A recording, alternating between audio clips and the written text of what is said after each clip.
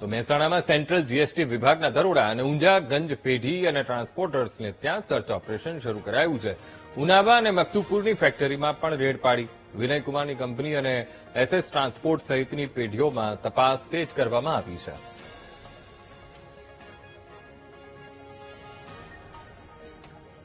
તો ઉનાવા મકતુપુર નજીકની ફેક્ટરીમાં તપાસનો ધમધમાટ તેજ કરવામાં આવ્યો છે.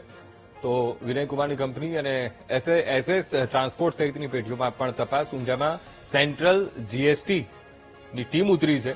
સર્ચ ઓપરેશન અને ગંજ પેઢી અને ટ્રાન્સપોર્ટમાં અત્યારે સર્ચ કરવામાં આવી રહ્યું છે, તપાસ કરવામાં આવશે.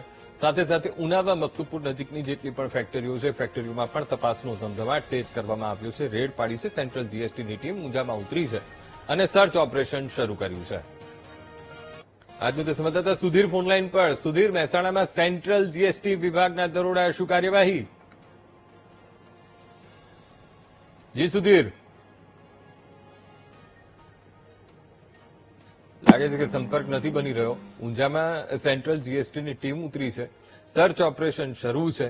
અલગ અલગ જગ્યા ઉપર સર્ચ કરવામાં આવી રહ્યું છે. ગંજ પેઢી અને ટ્રાન્સપોર્ટમાં પણ સર્ચ હાથ ધરવામાં આવી રહ્યું છે.